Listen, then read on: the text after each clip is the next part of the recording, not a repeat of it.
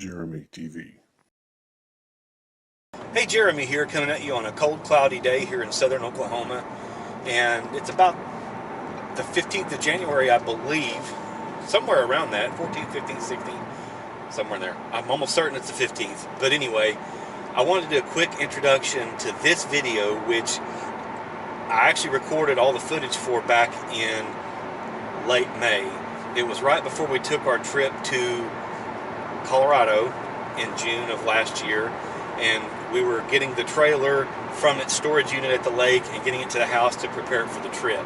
So this will be the first video. It's something that I've been promising for several months, that I was going to do a video series on our vacation stuff. I'm finally delivering on at least the first video of that series, and it may be that I do 5 or 6 videos, because we've got a lot of footage from that trip, and a lot of it is we've got a lot of rafting stuff, got a lot of driving of some pretty scenery, and you know, this may not be very interesting to much of the viewers that frequent the channel, but I still want to post it because, number one, it is stuff that we did in my life. It was a fun trip. It's important to me.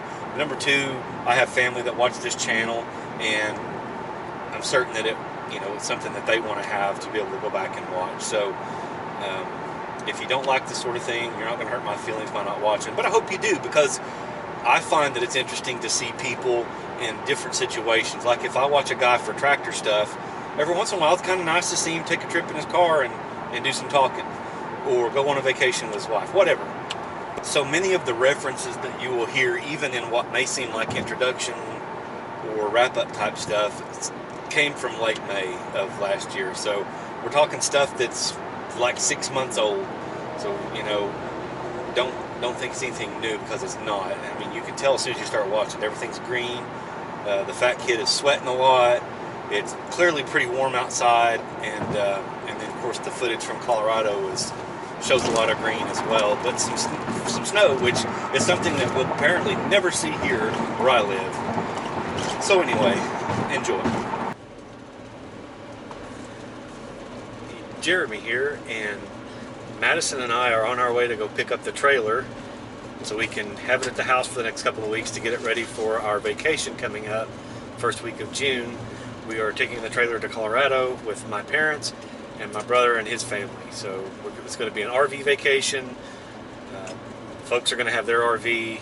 My brother's going to pull a trailer, and then we're going to take our trailer. So it should be a fun time. We're going to be gone about a week and a half, and looking forward to some time away. Madison is driving right now. Say hi, Maddie. Hi. You can't see her because I can't move my camera over to show her. The mirror's in the way. So she's here though, I promise you. But we are headed to go get the trailer now, and we're going to start documenting the process of getting the trailer ready for the trip. And then I don't know how many videos this trip will end up covering, probably 3 or 4. But looking forward to it, and hope it makes some interesting footage.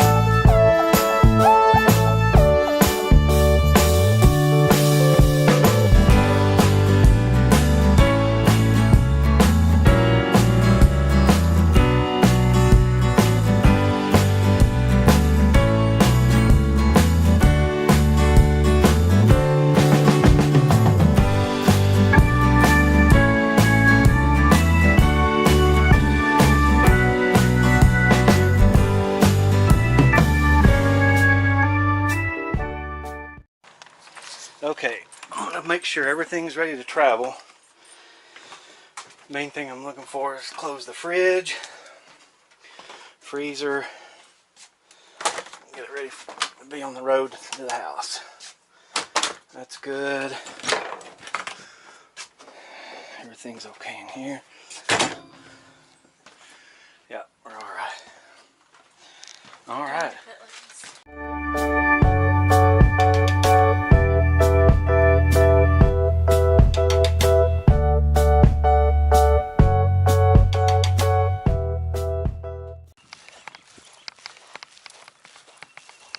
So now I'm going to back it up over here to our water spigot in our backyard and de-winterize the trailer. It's still got the antifreeze from when I winterized it late last fall. And that antifreeze needs to be cleared out of all the lines before we go anywhere with it. Try to use fresh water.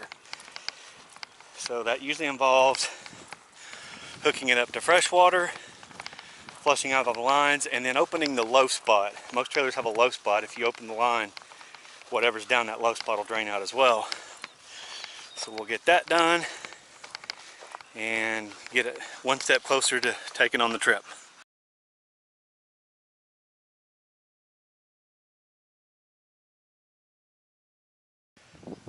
Okay, so I've got the hose now hooked up to the trailer, and you probably noticed that I used a white hose in addition to the green hose that was already out. And you may wonder why, because it looked like I had plenty of green hose, which I did. The white hose has the water regulator hooked up to it, and that regulator keeps the pressure from getting too high inside the trailer. So the city water comes out of the line probably, I don't know, 50, 60 pounds per square inch, and I think the regulator keeps it knocked down to maybe 35, because, you know, any higher pressure, much higher pressure than that, and you could damage the inside line. So now the process is going to be, first thing we're going to want to do is open up the lines that allow water to get to the hot water tank, and then we'll flush that out to make sure that no antifreeze got in there.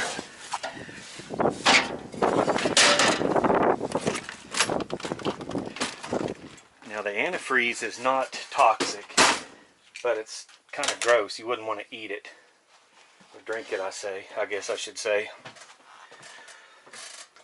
It's got a bad taste, but it won't make you sick or hurt you. So first thing I want to do is get down here, get into this access panel, which I can't get into with a screwdriver.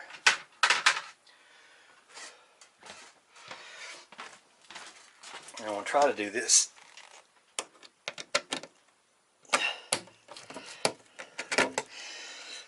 I can't do it, hang on. Okay, so after some grunting and cussing, which I will edit out, I was able to get those screws back in there. Now that started out with screws that matched, but over time of taking them out every year to winterize, then taking them out again to de-winterize, and they just strip the holes out and don't fit well. So what I've done is put a little bit bigger screws in there. The bottom ones didn't want to let go, so I just accessed it, stuck my arm in there, and all I have to do is turn off the valves that turn on the valves I turned off down there for the hot water tank. Now, so the next step will be to power the water to the trailer. So it's hooked up on city water, which means you've got a direct connection. We'll turn that water on, and then we'll come in here and I'll open up the kitchen sink faucets, hot and cold, until it runs clear for a few seconds. Then I will open up the shower faucets until they do the same, until they run clear. The shower head, the toilet, and the bathroom sink. And I will open the hot and cold on all sinks and faucets until everything runs clear for several seconds. Now that will put some water in the gray tank, which is basically just soapy water. And then the toilet will put water in the black tank, which is the sewage. And before we leave, because it's the first time we've used it this year, I did it right at the end of the year last year, but I will put some dish soap down inside the toilet, fill it with 5 or 10 gallons of water, and then as we're driving that first day on the trip, it will slosh that tank around, hopefully knock whatever solid particles are still hanging on inside that tank, And then when we dump after that first night stay, hopefully it will clean that tank out real well. So, all right, let's get this stuff done outside.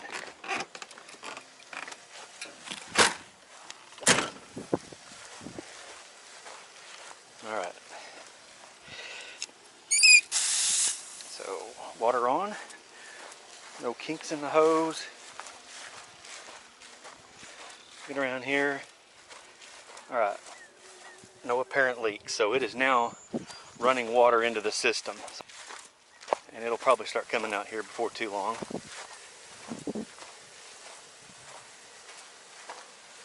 Yep, there's the water coming out of the water heater. So I'm just going to run that for a minute, make sure that it runs out clear. And it actually had some, it's got some pink in it, so good thing we did that. I want to let it run for a minute or two.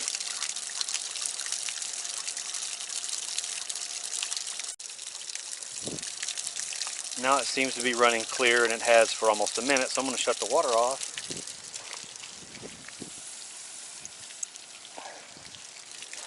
Now I'm going to go over here to the low water spot, and I'm going to crack this open and let them drain. So what that'll do is the water that we just put into the lines, it will let that run out. But as you can see, it's not clear. I don't know if you can tell it or not. Yeah, you can see that's got some antifreeze in it. So I'm going to let that run out. I may go ahead and hit it with some more.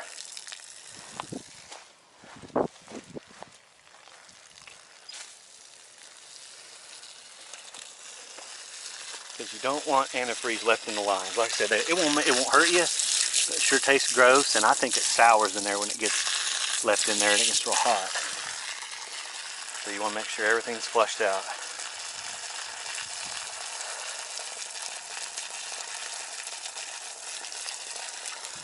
Okay, that's probably good. What didn't flush out there will get flushed out when we run water through all the system inside. Get these put back on now. There's still a little bit of antifreeze coming out of that one. So I'm not going to worry about it.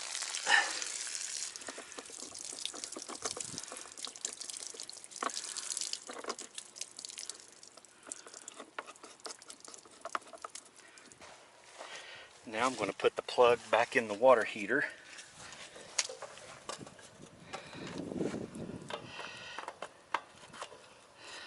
Usually hand tight is sufficient for this.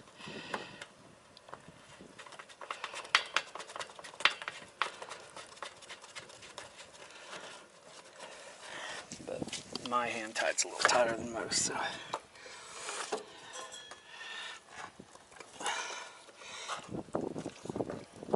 There we go. That'll work. Now we'll close that up. Be ready to go. Alright, so now the plugs are back in the low point. Water heater's got a plug back in it. I'm gonna run the water and then let that, well, we'll let the water heater fill up as it can. But right now, we're gonna go back in here and start running some water in the sinks. So there's cold water on the kitchen sink, and it's running out pink, which is good. That's what you want before it gets wintertime. Because once it starts getting those hard freezing temperatures, which we do occasionally get down here, you do not want water in the lines, or at least not much. It can stand a little bit, but if you get much water in the lines, get those hard freezing temperatures, and boy, stuff can bust on you and do damage, and you don't want that. So you also don't want to let that pink stuff stand in the sink. So it looks like there's a little bit in the hot line, which is what I expected. We'll let that run for a moment and let it run through clear. The girls and I came out earlier. We had the air conditioner running, had it hooked up to electricity over by the power pole. And we were able to come in and clean the trailer up, give it a good scrubbing, and so everything's nice and clean now for our trip. As you can see, there's a lot of air in the lines.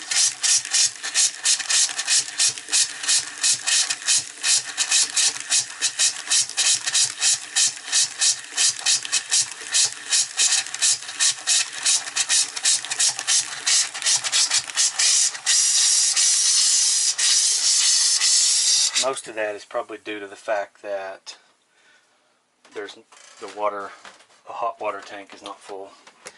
So we'll come back here. That cleared out pretty quick. Usually once you do the first one, the rest of them clear out pretty quick.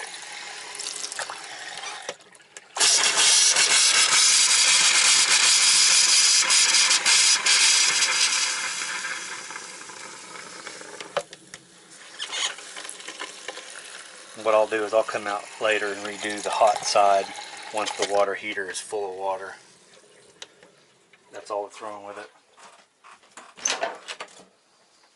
Okay, now do the toilet.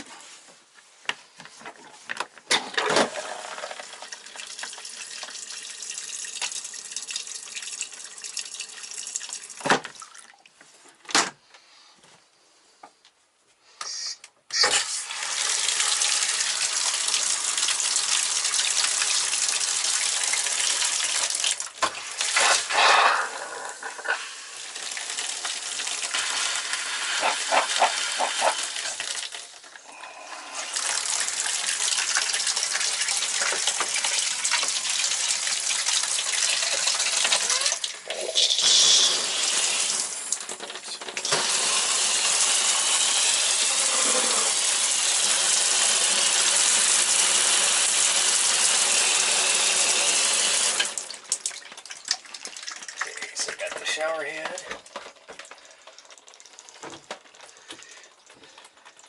That's an aftermarket shower head because most of the ones they put on these at the factory suck. Unless you get a really high-end RV, which this is not. Alright, so that's all of the cold for right now. So I'll come out after the water heater is full, still kicking a little bit out of cold. I'll come back after the water heater's full and it looks like maybe close to full now. It's not kicking as much air out. Let's go ahead and run it through clear. You want to be sure and get it good and ready to go because you don't want to drink any of that crap. It just tastes nasty. It's got a real bitter taste to it.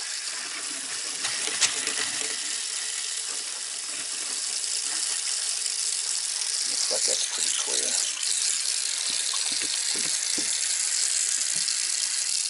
Okay, move up here, get this hot.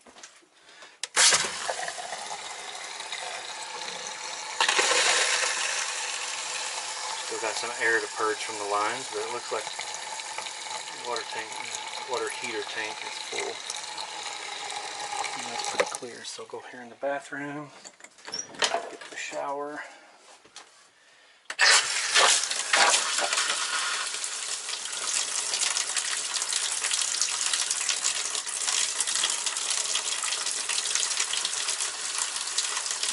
That looks pretty clear. That's good. Alright, so it looks like we've got it pretty much de-winterized. So now if you'll notice the control panel, oh, we're not plugged into electricity, that's why it's not showing. Normally it would show some in that gray tank, which is what all those sinks go to. The toilet goes to the black tank. So